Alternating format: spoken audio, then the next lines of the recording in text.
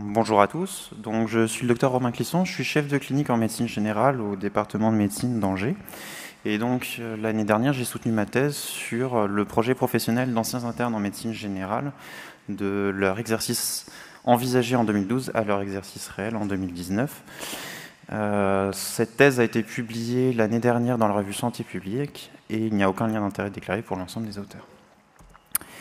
Donc cette thèse s'inscrit dans tout un corpus de thèses réalisées au début des années 2010 qui s'intéressait à mieux connaître la population médicale et en particulier les internes, leurs projets professionnels. Et donc elle fait la suite de la thèse du docteur Jessica Guelf qui s'intéressait au projet professionnel d'un interne en médecine angevin, donc promotion ECN 2009, 2010, 2011. C'est important à retenir pour les résultats plus tard. Et à l'époque, elle leur avait demandé leurs caractéristiques sociodémographiques, leur formation initiale, leur projet professionnel. Elle avait eu 205 réponses et 167 avaient accepté d'être recontactés. Et donc dans ma thèse, l'idée c'était, on va faire un état des lieux de la cohorte de 2019 et puis on va comparer entre 2012 ce qu'ils voulaient faire et 2019 ce qu'ils ont fait réellement. Et puis si possible, d'essayer d'identifier les principaux facteurs d'évolution des projets professionnels. Pour ça, on a mis en place un questionnaire Google Form classique avec pour seul critère d'inclusion d'avoir accepté d'être contacté en 2012. On a envoyé il y a 2 ans le premier questionnaire, on a fait 3 relances. Ensuite, on a apparié les bases de données, on a réanonymisé le tout, et puis on a effectué des analyses statistiques à partir d'Excel et des PI-info, test standard assez classique. Et donc dans mon questionnaire de thèse, on récupérait à nouveau les données sociodémographiques qu'on aura vérifiées si possible, leur formation initiale afin d'avoir la formation initiale de l'intégralité de tous les répondants qu'on a pu vérifier avec les bases de données institutionnelles. En autodéclaratif, les facteurs ayant lancé leur projet professionnel et leur situation actuelle avec une description complète de leur activité. Et puis, si possible, un accord pour une sollicitation ultérieure. Préalablement aux analyses, on a conçu un indicateur de suivi du projet professionnel qui se basait sur 3 critères. Donc les 3 critères, c'était le mode d'exercice envisagé, donc libéral, salarié ou mixte, la structure envisagée, structure libérale, hospitalière ou autre. Alors par autre, c'était assez large, on entendait par exemple les PMI, les crèches, l'USLD, enfin, c'était assez vaste. Et le type d'activité, et là on s'orientait plutôt vers le type de patientèle, et en particulier patientèle variée telle qu'on peut la voir en médecine générale, ou alors plus gériatrique ou plus des urgences, étant donné, comme vous l'avez vu tout à l'heure, ECN 2009, 2010, 2011, il y avait encore des desks, donc certains pouvaient déjà préciser leurs envies. Donc à partir de ces 3 critères-là, et en comparaison entre 2012 et 2019, on a pu effectuer un classement en 3 groupes. Donc un premier groupe suivi quand les 3 critères étaient similaires, partiellement suivi quand il y en avait un qui changeait, et changement quand 2 ou 3 changeaient. Il y a eu un double codage initial en aveugle avec ma directrice de thèse, on a confronté les réponses, il y a eu 4 discordances, on a échangé, on les a reclassées. Au niveau des résultats, donc sur les 167 réponses possibles, on a eu 131 réponses et 128 étaient analysables, ce qui nous fait un taux de réponse de 76,6%, ce qui est relativement élevé. On a principalement donc eu des réponses de femmes, quasiment 62%. Les répondants étaient principalement en couple avec 1,4 enfants et il y en a quasiment un tiers qui ont eu un enfant pendant l'internat. L'âge moyen des répondants était de 33,9 ans. Le choix du DES de médecine générale était volontaire pour 76%, et le choix du DES de médecine générale volontaire pour la réalisation d'un DES qui était de 6,8%. Dans l'ensemble, quasiment 2 tiers ont effectué un SASPAS et 58,6% ont pu effectuer des remplacements. Donc au niveau des résultats de la cohorte en général, donc en 2012, on n'a plus de la majorité qui souhaitait exercer en libéral, et en 2019, on en a un petit peu moins, avec une augmentation nette, très nette, de la part salariée, principalement expliquée par la réalisation de desks d'urgence et de gériatrie. Et on peut aussi noter qu'il y a un petit peu moins de 10% des remplaçants vis-à-vis de cette cohorte. Au niveau de la sous-population des médecins libéraux, alors par libéraux, j'entends libéraux exclusifs et mixtes. Le temps d'exercice en post-DES avant l'installation était d'à peu près 2 ans et demi, ce qui est en deçà de la moyenne nationale. Le temps de remplacement dans la zone d'exercice actuelle, d'installation j'entends, était d'environ 20 mois. Et donc au niveau des zones d'exercice envisagées entre urbain, semi-rural et rural, on peut constater que le semi-rural avait une grande attractivité en 2012 et que ça a un peu diminué au profit de l'urbain et du rural en 2019. Je reviendrai sur la limite de ces résultats un petit peu plus tard. Au niveau de l'indicateur du suivi qui a donc été construit, on constate, et c'est le résultat principal de cette thèse, que 2/3 des internes suivent leur projet professionnel à 7 ans post-DES. Et que parmi le tiers restant, eh bien, on en a encore 17%, on en a encore quasiment la moitié, excusez-moi, qui ont au moins partiellement suivi ce projet professionnel. On a donc une très très grande stabilité dans le suivi.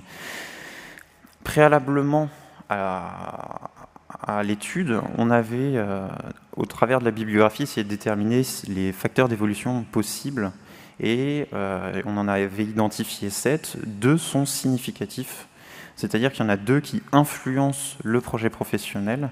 Et là, quand je dis influence le projet professionnel, ici j'entends des facteurs non modifiables, dans le sens où ils ne sont pas en auto-déclaratif. Ça se base sur le fait qu'ils ont fait ou ils n'ont pas fait. Ce sont des hommes, des femmes, ils ont des enfants, ils n'ont pas des enfants.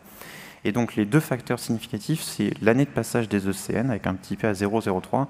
Plus l'interne est avancé dans son DES, plus son projet a de chances de se concrétiser. Et la réalisation du SASPAS, à petit p 0,026, l'interne qui réalise un SASPAS a de plus grandes chances d'aboutir avec son projet professionnel. Au niveau des stages ambulatoires et vis-à-vis de l'activité actuelle, au travers de ce tableau, vous pouvez constater que plus l'interne réalise de stages ambulatoires, plus il a même d'exercer au moins partiellement en libéral. Donc là, on a inclus les libéraux, les mixtes et les remplaçants. Et je ferai un tout petit aparté ici sur la question du nombre des types de stages ambulatoires. Donc il y avait le stage Prat que tout le monde avait fait, donc 2/3 avaient pu faire un stage SASPAS. Le 3e stage étant le stage femme-enfant, qui est relativement peu développé à Angers, donc l'accessibilité n'était pas forcément pour tous les répondants. Au niveau du critère de jugement secondaire, donc les facteurs d'influence du projet professionnel en autodéclaratif, le premier critère reste la formation, avec 70% des internes, dont la formation a influencé leur projet professionnel de manière positive et 8% de manière négative. Mais c'est aussi intéressant de noter qu'il y a quasiment 23% des internes dont la formation n'a pas influencé le projet professionnel. Au niveau des autres facteurs d'influence, le second notable reste la situation familiale. Alors c'est un terme générique volontairement vague qui a été soulevé par 53% des répondants et qui était décliné au travers de la distance travail-domicile, le travail du conjoint et la parentalité qui reste assez prenant. Donc globalement, avec moins de 10% des répondants qui sont encore remplaçants, enfin qui étaient encore remplaçants parce que c'était en 2019, on constate une très bonne intégration dans le système de soins des anciens internes de médecine générale angevin et que les projets professionnels sont particulièrement suivis entre internat et post-internat. Avec comme facteur d'influence majeur la situation familiale, la formation par le biais des stages ambulatoires et la question du remplacement qui nous a un peu surpris, c'est que le remplacement dans cette étude n'a pas montré un impact majeur, mais il reste quand même probable au vu du reste de la bibliographie, l'étude manquant peut-être probablement de puissance. Alors, cette étude est originale dans le sens où, à notre connaissance, il n'y a aucun travail qui s'est intéressé à savoir ce que voulaient faire les internes pendant leur DES et ce qu'ils ont fait après. C'est pour ça que c'est relativement compliqué d'exporter cette bibliographie.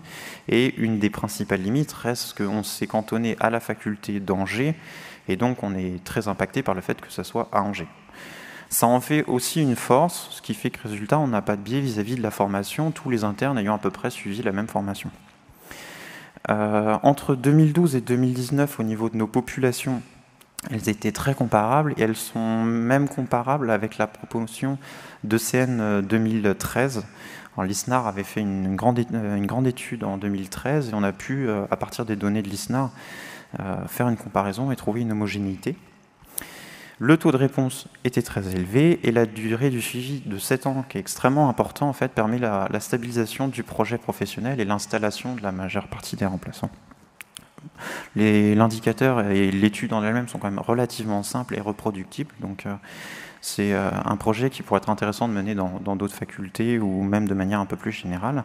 Il y a quand même 3 limites notables. La question de la mémorisation, comme c'était de l'autodéclaratif, peut-être que certains facteurs influençants ont été oubliés. La question du zonage urbain, semi-rural et rural est particulièrement non homogène et non commune entre les répondants, très individuelle. Donc l'exportabilité est limitée. Et puis en 2012, il était possible dans le questionnaire de ne pas se prononcer, ce qui limite aussi les analyses. Au niveau des perspectives vis-à-vis de ce travail de recherche, donc ça serait très intéressant de revenir à partir de cette cohorte, parce que la quasi-totalité ont accepté d'être contactés et de revoir dans 5 ans ce qu'ils font. Ce qui serait aussi extrêmement intéressant, ça serait de voir l'impact qu'a eu le rendu obligatoire du SASPAS depuis 2017. Donc ça, c'est un travail qui ne va pas tarder à démarrer.